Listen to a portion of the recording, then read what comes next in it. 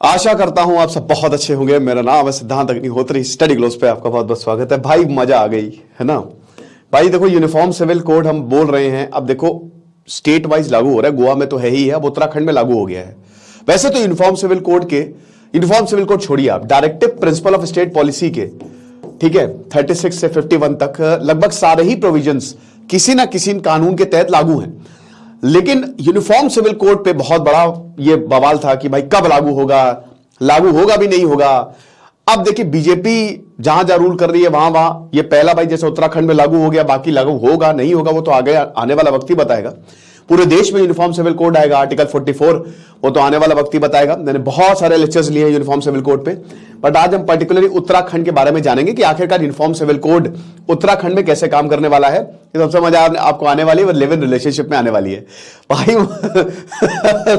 बहुत बढ़िया live in relationship को लेकर जो प्रोविजंस है ना वो तगड़े बनाए हैं, जबरदस्त। कि 21 साल से कम की उम्र है तो पेरेंट्स को बताओ कि हम लिव इन रिलेशनशिप में है। कोई अगर बच्चा पैदा हुआ लिव इन रिलेशनशिप में तो लेजिटिमेट माना जाएगा, ठीक है। और अगर ऐसा नहीं है कि आप लिव इन रिलेशनशिप में रह के आपने धोखा दे दिया है ना, तो धोखा वो का नहीं चलेगा। यहां पे कुछ नहीं, शादी करनी पड़ेगी गुरु। तो बढ़िया है। लेकिन उससे पहले मैं आपको बता दूं कि अब सिर्फ और सिर्फ 4 दिन बचे हैं। 11 फरवरी से हम अपना यूपीएससी प्रीलिम्स क्रैकर कोर्स शुरू करें। बहुत बहुत धन्यवाद, आपने इस कोर्स को काफी प्यार दिया, काफी लोग एनरोल हुए हैं। लेकिन अब बस 4 दिन ही रह गए हैं। 770 रुपए का कोर्स है जिसमें 200 प्लस घंटे live UPSC prelims test series 25 से 35 करंट अफेयर्स सीसैट हम आपको देने वाले हैं। और हमारी जो एक्सपर्टीज होंगी, ये जितने भी एसडीएम ऋषि सर, वेरोनिका मैम, सब, मैं हूं, प्रशांत सर, इंदर सर, खुशी मैम, बहुत मतलब प्रिंस सर ने तो काफी इस बार सिलेक्शंस दिए हैं। तो फटाक से आप आइए, आपको बहुत ज्यादा फायदा मिलेगा। तो यूनिफॉर्म सिविल कोड हम सबको पता है। यूनिफॉर्म मतलब एक जैसा, सिविल मतलब लॉ, कोड मतलब एक लॉ। तो हर किसी के लिए एक जैसा लॉ। भारत में क्या है, भारत में फ्लेक्सिबिलिटी है। आप एक एग्जांपल लीजिए फ्रांस और इंडिया का। फ्रांस ने बहुत सारे धर्म युद्ध देखे हैं। फ्रांस में प्रॉब्लम बहुत ज्यादा हुई है धर्म की वजह से। तो फ्रांस ने बोला कि भाई हम कुछ भी कर लेंगे लेकिन अब धर्म का सहारा नहीं लेंगे। तो फ्रांस एक नेगेटिव सेक्युलरिज्म का एग्जांपल है। वहां पे कोई त्योहारों में, धार्मिक त्योहारों में छुट्टी नहीं होती। भारत में फ्लेक्सिबिलिटी है, तो भारत में त्योहारों में छुट्टी भी मिलेगी, हम सेक्युलर भी हैं। तो भारत में सबका साथ सबका विकास टाइप का हिसाब किताब है। लेकिन प्रॉब्लम यहां पे क्या है, प्रॉब्लम यह है कि भाई हर एक कम्युनिटी के लिए यहां पे अलग अलग लॉज हैं। मुस्लिम के लिए अलग लॉ है, हिंदू के लिए अलग लॉ है। तो इसमें यूनिफॉर्मिटी की जरूरत है। तलाक तलाक तलाक है ना, तो यूनिफॉर्मिटी की जरूरत है। तो उसी के लिए यूनिफॉर्म सिविल कोड जो है वो बनाया गया। बट डीपीएसपी के अंदर रखा गया था, फंडामेंटल राइट्स के अंदर नहीं रखा गया था। काफी साल बाद काफी बहस भी हुई थी कि फंडामेंटल राइट ज्यादा बड़ा है, डीपीएसपी ज्यादा बड़ा है। इंदिरा गांधी के समय में डीपीएसपी को ज्यादा पावर दी गई थी। खैर वो केसेस हुए बहुत सारे, मिनर्वा मिल्स एंड ऑल, तो ठीक है, उसको अभी हम नहीं डिस्कस करते। बट इतना समझिए कि जो डीपीएसपी के अंदर इसीलिए रखा गया है, directive principle of state policy are not justiciable. मतलब कि अगर मान लीजिए कि यूनिफॉर्म सिविल कोड, अगर मान लीजिए फंडामेंटल राइट्स में होता, एग्जांपल के तौर पे यूनिफॉर्म सिविल कोड एक फंडामेंटल राइट में आता, तो ये लागू हुआ नहीं। अब कोर्ट जा सकते थे, कोर्ट बोलता तुरंत लागू करो, लागू करना पड़ता सरकार को। बट ऐसा होगा नहीं। ये डीपीएसपी में, डीपीएसपी का मतलब ये है कि जब ये खाली प्रोविजंस है, लेकिन जब राज्य उस स्तर पे पहुंच जाएगा तब इसको लागू कर दीजिएगा आप। तो अभी ये उत्तराखंड में लागू हो गया है, जो कि बहुत बड़ा कदम है, बहुत बड़ा कदम है, ठीक है। तो बेसिकली यहां पे जो system of fragmented personal laws हैं, बहुत सारे लॉज हैं भारत में, ढेरों लॉज हैं। जैसे लेबर लॉज अभी कन्फाइन करने की कोशिश की गई थी। कितने लेबर लॉज है, मतलब हर राज्य के अलग अलग है, वो भी डीपीएसपी में ही आता है। और ऐसे ही यहां पर्सनल लॉज भी बहुत अलग अलग हैं। कहीं पे 2-2 शादी कर सकते हो, कहीं पे कुछ नहीं कर सकते। तो बात यह है, तो इसी को ही एक प्लेटफॉर्म पे ले आना है, हर किसी के लिए एक लॉ। मैं यूसीसी का बहुत बड़ा समर्थक हूं और रहूंगा हमेशा से, ठीक है। हालांकि इसके मेरिट्स और डिमेरिट्स हैं। अब मेजर हाइलाइट्स क्या है कि उत्तराखंड सरकार ने ये बिल जो है, ये असेंबली में, मैं पीपीटी वाइज चलूंगा आपको और एक एक चीज बता दूंगा। ये मंगलवार को बिल जो है वो इंट्रोड्यूस कर दिया है। अब आपको पता ही है कि सबसे पहले क्या होता है, बिल बनता है, बिल आता है, हाउस पास करता है। अब अगर मान लीजिए कि वो नेशनल लेवल पे है तो प्रेसिडेंट उसको असेंट देगा तो वो लॉ बन जाएगा। स्टेट लेवल पे तो गवर्नर देगा तो लॉ बन जाएगा, ठीक है। तो यहां पे बाकी बीजेपी रूल्ड स्टेट में भी ये आ सकता है। ये बिल्कुल बोल दिया है। क्यों आ रहा है ये, इलेक्शंस आ रहे हैं। देखो भाई, हमको क्या मेन मुद्दा होना चाहिए, भाई आ रहे इलेक्शंस, ठीक है, बीजेपी कर रही है इलेक्शंस के लिए, लॉ आना चाहिए, बस लॉ आए, हमको मलाई खाने से मतलब है, ठीक है। इलेक्शंस के लिए डेफिनेटली ये तो भाई है, ये तो जग जाहिर बात है। लेकिन ठीक है, अच्छा हो रहा है तो होने दो। तो यहां पे यही बोला गया है कि हो सकता है कि बाकी स्टेट्स भी इसको जो है वो लागू कर ले। अब इसमें जो है ध्यान से समझिएगा, इसमें भी सब कुछ सही नहीं है। यूनिफॉर्म सिविल कोड में भी देखिए हर पार्टी अपनी पॉलिटिक्स का खेल रही है। तो यहां पे ट्राइबल कम्युनिटी को तो आपने एग्जेम्प्ट कर दिया, तो काहे का यूनिफॉर्म सिविल कोड? इस पे सवाल उठ रहे हैं कि आपने ट्राइबल कम्युनिटी को तो इसमें इंक्लूड ही नहीं किया। यहां पे बोला जा रहा है कि भाई अभी वो उतने लेवल पे नहीं आए, हम करेंगे उनको, धीमे धीमे सबको करेंगे। The bill proposes a common law on marriage. सबसे बड़ी बात, मैरिज पे एक ही लॉ होगा, डाइवोर्स पे एक ही लॉ होगा, और सबसे बड़ी बात लिव इन रिलेशनशिप भी इसमें डाल दिया गया है। इसमें बहुत ज्यादा हल्ला हो रहा है, और प्रॉपर्टी, इनहेरिटेंस ऑफ प्रॉपर्टी पे भी डाल दिया गया है। Live in relationships her citizen के लिए। तो क्या आप देखना चाहेंगे कि आखिरकार, देखिए इसमें काफी ज्यादा है। इसमें यह भी है कि अगर आपने लिव इन रिलेशनशिप को डिक्लेयर नहीं किया, डिस्ट्रिक्ट रजिस्ट्रार के पास जाना पड़ेगा। अगर आप नहीं गए, रजिस्टर नहीं करवाया, तो 6 महीने की जेल। अब इस पर सवाल उठ रहे हैं। लिव इन रिलेशनशिप क्या होती है? शादी से पहले दो लोग रहते हैं। देखो मेरा मानना यह है कि जब आप शादी करते हो, ठीक है, तो ये दो लोगों का मिलन है, और ये जिंदगी का सवाल है। आपने जितनी जिंदगी अभी आपने बिताई है ना, उससे 3 गुना ज्यादा आप उस इंसान के साथ बिताने वाले हो। 24 घंटे उसके साथ रहने वाले हो, समझ रहे हो? 12 घंटे तो रहने ही वाले हो, बाकी काम भी बात होने वाली है। अब इसमें क्या है कि जब तक आप उस इंसान को जानोगे नहीं, तब तक मेरा तो नहीं ये कहना है कि भाई आप उस इंसान के साथ जाओगे। हां, कुछ केसेस में चल जाता है, जहां नहीं चलता वहां कॉम्प्रोमाइज होता है, और कॉम्प्रोमाइज की वजह से फ्रस्ट्रेशन होता है। वो कोई प्यार थोड़ी ना, वो तो बस गाड़ी चलती चली जा रही है, आप ढोते चले जा रहे हो। तो इसके लिए कम से कम 6-7 महीने तो कपल्स को एक दूसरे को जानना चाहिए, ठीक है, उनको टाइम देना चाहिए। लेकिन पेरेंट्स कई बार सोसाइटी का प्रेशर, पेरेंट्स का प्रेशर, नहीं शादी कर लो, शादी कर लो, जिसकी वजह से बाद में शादियां टूट जाती, नहीं टूटती तो फ्रस्ट्रेशन बिल्डअप होता है, और ये फ्रस्ट्रेशन गुस्से के फॉर्म में निकलता है, ये पेरेंट्स के ऊपर निकलता है। कई बार ऐसा होता है। कितने आप आसपास देख लीजिए कितनी दिक्कतें हैं, है ना भाई? जितने 100% कपल्स में से कितने सेटिस्फाइड है? 10% सेटिस्फाइड होंगे, बाकी 90 तो परेशानी है ना। मैं अभी दोस्तों एक को जानता हूं, अभी उसकी शादी हुई है, उसका 10 साल के साथ किसी और के साथ रिलेशनशिप था, और वो बेचारे की जबरदस्ती उस लड़के की शादी कर दी गई। और लड़का भी क्या पता नहीं कैसा, वो जबरदस्ती शादी कर ली। मतलब एक साथ 3 जिंदगियां और 2 परिवार बर्बाद हुए हैं, समझ रहे? तो अब बिल जो है वो क्या करेगा? लिव इन रिलेशनशिप को रेगुलेट करेगा। ध्यान से समझिए। तो सबसे पहले तो it will make obligatory for partners to live in relationship within a state, whether they are resident of Uttarakhand और not, to submit a statement of live in relationship. भाई तुम उत्तराखंड के हो या नहीं हो, अगर कपल साथ रह रहे हैं, जब कपल साथ रहते तो मां बाप को तो बता के रहेंगे नहीं, इतने गट्स हैं नहीं है, ठीक है, बिना बताए रहेंगे, जाहिर सी बात है। तो अगर आप साथ में रह रहे हो, लिव इन रिलेशनशिप, 2 कपल साथ में रह रहे हैं, उनको एक स्टेटमेंट देना पड़ेगा, उनको रजिस्टर करवाना पड़ेगा अंडर द सेक्शन 381। और समझिए कि अगर आप इसमें ये नहीं करवा पाते तो 25,000 का फाइन या फिर 6 महीने की सजा है। यानी कि आपका रजिस्ट्रेशन लिव इन रिलेशनशिप का जरूरी है, समझ लो। उत्तराखंड में अगर रह रहे हो, और उत्तराखंड के हो चाहे नहीं, उससे फर्क नहीं पड़ता, वहां पे रह रहे हो, उस एरिया में रह रहे हो, देना पड़ेगा भैया। The procedure for doing so is also mandated, where partners living together must submit a statement of live in relationship to the registrar concerned. अब उसके बाद देखिए, फिर यहां खेल खत्म नहीं होता, तो स्टेप 1 है, उसके बाद इंक्वायरी होगी, समरी इंक्वायरी। भारत में क्या है ना, भारत में जजमेंट, देखिए अभी हम यूरोप नहीं बने हैं, है ना, हमारे कल्चर ट्रेडिशन बड़ा इंटैक्ट है। तो कहीं ना कहीं जब इंक्वायरी भी होती है ना, तो बहुत जजमेंटल होते हैं इंक्वायरी के, रह रहे हैं, थोड़ा सा एटीट्यूड जो है वो रूड होता है। तो एक समरी इंक्वायरी भी बैठेगी to ensure that relationship does not fall under any of the categories under section 380। 380 के अंदर भी बहुत सारी कैटेगरी हैं, कहीं फर्जी में तो नहीं रह रहे, कहीं जबरदस्ती तो नहीं रह रहे हैं। अगर इसके अंदर वो आता है तो आप नहीं रह सकते। तो यहां पे रजिस्ट्रार जो है वो प्रॉपर इंक्वायरी करेगा, आपके घर आके आपके पेरेंट्स को सब, मतलब एक एक चीज पूछेगा कि भाई पता है कोई नहीं है। Where at least one of the person is a minor, 21 साल से नीचे आप नहीं कर सकते, याद रख लो। अगर 18 साल 21 साल से नीचे हो तो आपको वहीं खत्म कर दिया जाएगा, ठीक है, वहीं खत्म, यानी कि live in relationship. Where at least one of the person is married और is already in a live in relationship. कई बार ऐसे केसेस आते हैं लिव इन रिलेशनशिप के कि कोई शादीशुदा है, किसी और के साथ रह रहा है, उस इंसान को पता ही नहीं है। तो एक तो ये देखा जाएगा कि कहीं आप माइनर तो नहीं हो, कहीं आप छोटे तो नहीं हो, रह रहे हो इंक्वायरी के बाद। दूसरा ये देखा जाएगा कहीं आपकी शादी तो नहीं हो गई है, या एक पर्सन की भी शादी तो नहीं हो गई, झूठा दिलासा तो नहीं दिया है, धोखे में तो नहीं रखा है। For couples who have been a live-in relationship for more than a month and have not submitted the statement, a punishment has been prescribed. 1 महीने का मैक्सिमम टाइम है। अभी याद रखिएगा, बिल है, अभी लॉ नहीं बना है। या तो आपको 3 महीने या फिर 10,000 फाइन, या फिर दोनों, ठीक है, 3 महीने की सजा। Registrar will have to be informed in case of termination of the relationship through submission of the statement of termination of relationship. ये भी आपको करना है। मान लीजिए कि आप अपना रिलेशनशिप खत्म कर रहे हो, लिव इन रिलेशनशिप खत्म कर रहे हो, तो उसमें भी टर्मिनेशन का आपको सर्टिफिकेट देना पड़ेगा डिस्ट्रिक्ट रजिस्ट्रार को कि भैया ये है। आप देखो, द बिल प्रोहिबिट्स बाइगेमी, 2 शादियां नहीं हो सकती, और marriages with the more than 1 person, एक इंसान से ज्यादा आप शादी नहीं कर सकते। आप कहते हो सारा होती तो है, होती सब है, कंप्लेन कर दो। चाइल्ड लेबर बैंड है, सामने काम करते हो बच्चे दिख जाते हैं, कंप्लेन नहीं होती ना, भारत में सब चल रहा है। Under section 4 the bill list 5 condition for marriage, 5 condition है मैरिज के लिए। It says a marriage may be solemnised और कॉन्ट्रैक्टेड बिटवीन मैन और women if those conditions are fulfilled. ये कंडीशन फुलफिल होने के बाद आप शादीशुदा कहलाओगे। द फर्स्ट कंडीशन, ध्यान से समझिएगा, ये बहुत इंपॉर्टेंट है शादी के लिए, उत्तराखंड में शादी करनी है तो, neither party has a spouse living at the time of marriage.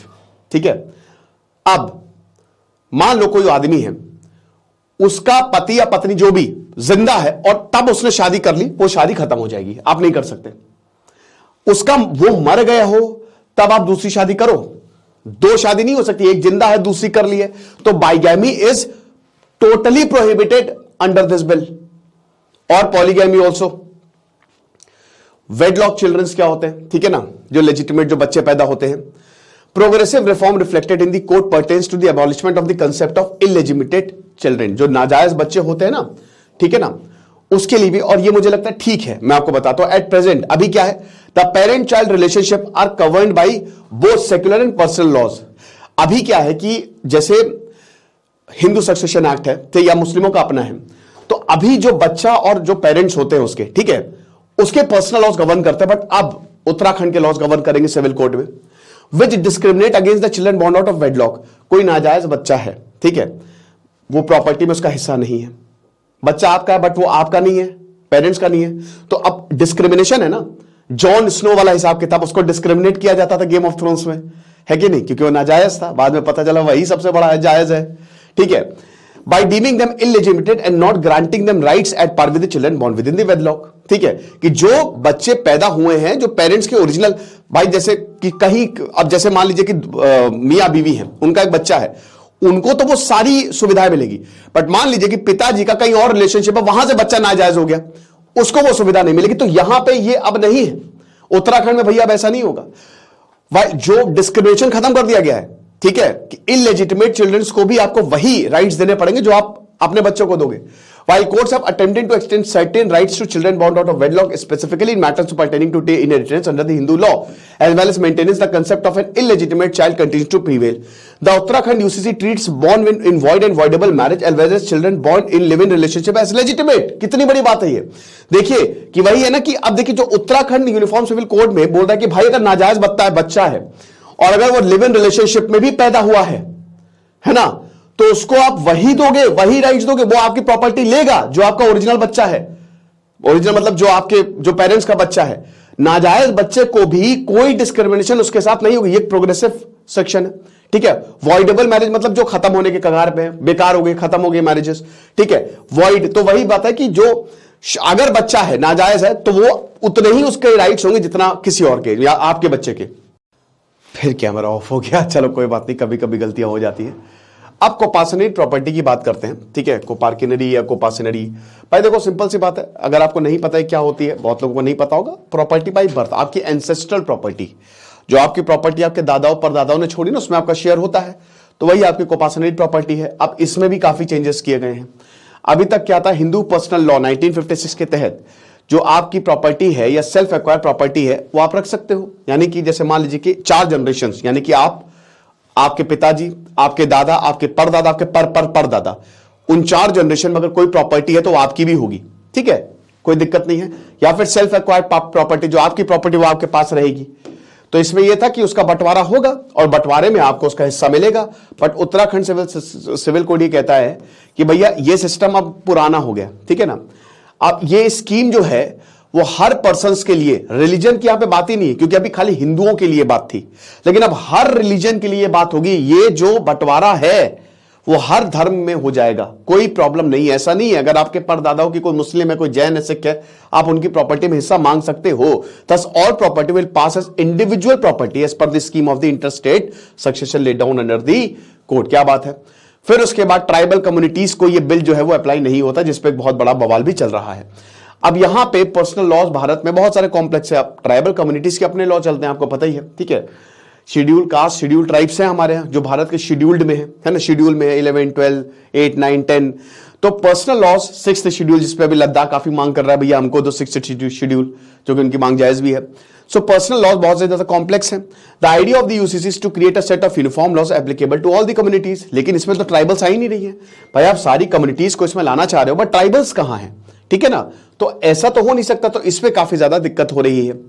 अब देख सकते हैं द बिल क्या कहता है, nothing contained in this code shall apply to the members of the any scheduled tribe. तो जो शेड्यूल्ड ट्राइब्स है, एसटीज है, उसमें ये जो जितने कोर्ट्स हैं उनके ऊपर नहीं जाएगा, क्योंकि उत्तराखंड में बहुत सारी ट्राइब्स भी हैं, पहाड़ी एरिया है ना, तो ट्राइब्स हैं, ठीक है, पूरा हिमालयन रेंज है वो। Of the clause of the article 366 read with article 142 of the constitution of India and the person and groups of the person whose customary rights are protected. Part 11 21 में अगर बात करते हैं तो यहां पे राइट्स की बात की है ट्राइबल्स की, तो इस संवैधानिक प्रोविजन से प्रोटेक्ट किया जाएगा ट्राइबल्स को, उनके राइट्स को प्रोटेक्ट किया जाएगा, उसको हम नहीं छोड़ रहे, उससे हम दूर हैं, ठीक है। Given the unique customary practice of the tribal communities, many have criticized the idea of UCC over the years। तो भाई वही चीज है। अब उसके बाद मुस्लिम, सबसे बड़ी बात तो यही है, ठीक है, चलो देख लेते हैं। The proposed UCC brings the minimum age of marriage to 18 and 21 for Muslims। ये बहुत बढ़िया बात है, ठीक है ना। 18 साल और 21 साल। 18 साल पहले ये मुस्लिम वुमेन के लिए 18 साल एज है, मुस्लिम पर्सनल लॉ अपना होता था, 21 साल जो है वो आदमियों के लिए एज है, ठीक है ना। In living with the Hindu Marriage Act 1955 और Special Marriage Act 1954, the issue has been debated court since Muslim law allows puberty। 13 साल की उम्र तक में मुस्लिमों में शादी हो जाती है, कम उम्र में शादी हो जाती है, as the age of marriages for girls। लड़कियों के लिए दिक्कत है यहां पे। पॉक्सो के बाद सेक्सुअल एक्टिविटी माइनर्स, और यहां जो बाकी कोई भी कर रहा है, ठीक है, फूलन देवी की स्टोरी पढ़ना, पॉक्सो एक्ट उसमें लग जाएगा क्योंकि वो माइनर है। पॉक्सो एक्ट में सजा हो सकती है अगर कंप्लेन हो जाए तो, ठीक है ना, बट कंप्लेन होती नहीं आमतौर पे, वही कस्टमरी लॉस की वजह से। The Muslim age of marriage what odds with these laws, ठीक है। तो भाई एक तरफ मुस्लिम ही कह रहे, मतलब मुस्लिम लॉस में 13 साल की उम्र बताई गई है कि शादी कर लो। पॉक्सो एक्ट में भाई 16 साल या 18 साल की उम्र के नीचे अगर आप सेक्सुअल रिलेशन बना रहे हो तो सजा है। तो कॉन्ट्रडिक्शन है, विरोधाभास है, पैराडॉक्स है एक तरीके से। तो इसी को यहां पे चेंज किया गया है कि भाई अब आपकी जो एज होगी वो 18 साल की होगी, ठीक है ना। करेंटली मुस्लिम में bequeath up to 1/3 of their property to any one of their choosing through a will. The remaining property or the entire property when there is no will must then be divided in the manner provided in the Quran and Hadith, ठीक है। तो property पे भी मुस्लिमों का अलग ही take है, ठीक है। On succession, the nature of the testimony succession and interstate succession for Muslims will change drastically, ठीक है। प्रॉपर्टीज की यहां पे जहां तक बात हुई है, तो अगर मान लीजिए कि जैसे 1/3 जो है, ठीक है, 1/3 प्रॉपर्टी आप दे सकते हो जिसको भी आपको देना हो, choosing any one of the choosing through will. Remaining property जो है या फिर इंटायर प्रॉपर्टी, अगर कोई विल नहीं है, जैसे एक वसीहत बनाते हो आप, वसीहत बनाओगे, वसीहत में आप बोलते ना इतनी प्रॉपर्टी इनको मिलेगी, इतनी प्रॉपर्टी उनको मिलेगी, ठीक है। अगर वसीहत नहीं है तो फिर कुरान और हादिथ के हिसाब से उसको डिवाइड किया जाएगा, कहां पे जानी है, किसको जानी है, ठीक है ना।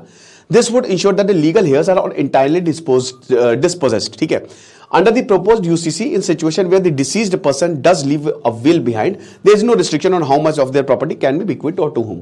will है तो कोई दिक्कत नहीं, लेकिन will नहीं है, कई बार लोग बिना वसीयत के लिए, तो लीगल हेयर्स यहां पे जो उनके जो वारिस हैं वो उसमें कहते हैं ना कि वो कहीं अछूते ना रह जाए, उनको प्रॉपर मिले, ठीक है ना। तो ये चीज है। द प्रैक्टिसेस ऑफ बाइगेमी और polygamy are outlawed in the UCC bill, जो कि मुस्लिमों में प्रेवलेंट थी और कुछ कम्युनिटीज में भी प्रेवलेंट थी, खत्म नहीं हो सकता। प्लेसिंग अ कंडीशन, क्योंकि अंडर सेक्शन 4 जो मैं आपको बता ही चुका हूं कि neither party ever living spouse at the time of there marriage, तो तलाक वैसे भी नहीं हो सकता था, ट्रिपल तलाक तो बैन किए, बट अब और नहीं हो सकता, उत्तराखंड में तो नहीं हो सकता यूनिफॉर्म सिविल कोड के आने के बाद। It also criminalises certain Muslim marriages practices such as iddat और nikah halala without explicitly naming them, ठीक है ना। Section 30 with the deals with the rights of a person to remarry following a divorce. Divorce चाहिए आपको, चाहे मुस्लिम हो चाहे हिंदू, उसके बाद आप ऐसा नहीं कि इद्दत या निकाह हलाला, भाई आपकी एक जो स्पाउस है वो जिंदा है और आप जो है किसी और से शादी कर लो, ऐसा नहीं हो सकता, ठीक है ना। ये होता था बट अब इसको पूरी तरीके से बैन किया गया है, और डाइवोर्स लो उसके बाद आप शादी करो, ठीक है। UCC provide that right can be exercise without any other condition such as marrying the third person before such marriages, ठीक है। तो ये जो हम ऑलरेडी बता चुके हैं। हिंदूज को क्या मिलेगा, ये बहुत इंपॉर्टेंट है, मुस्लिमों को तो आप समझ ही गए हैं।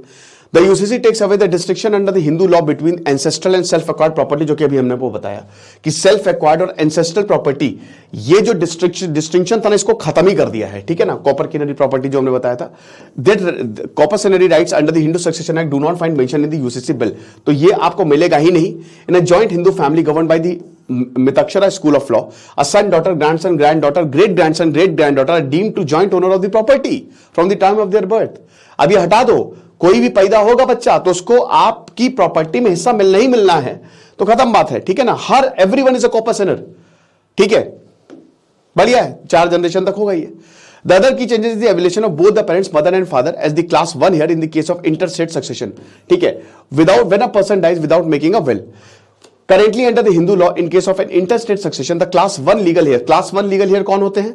जो आपके सगे बच्चे होते हैं, जो सबसे पहले वाले होते हैं, ठीक है ना। तो currently under the Hindu law in the case of interstate succession, the class 1 legal hair who will simultaneously inherit the property include the children, the widow and the mother and the other linear descendant of the deceased man. तो अभी इन्हीं को property मिलती है, ठीक है ना, लेकिन अब जो और भी हैं उनको भी प्रॉपर्टी में बंटवारा मिलेगा।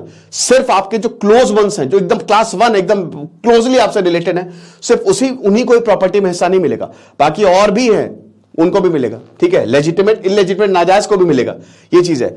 अगर मान लीजिए क्लास 1 हेयर एग्जिस्ट करता ही नहीं है, then the class 2 heirs are considered, ठीक है, उसके बाद फिर इनको जाएगा where the father is included. Now class 1 heir would include the children, widow and both the fathers and the mothers. तो अभी क्लास 1 हेयर्स में जो सबसे ऊपर वाले हैं जिनको मिलेगा, उसमें आप उनके बच्चे भी आ सकते हैं, विधवाएं भी आ सकते हैं, और both the father and the mother आ सकते हैं। The concept is in fact found in Shariat law. Hindu law does not include sibling as legal heirs. समझ गए, ये कितनी बड़ी बात है। तो यहां पे प्रोविजंस मुस्लिमों से भी लिए गए, हिंदुओं से भी लिए।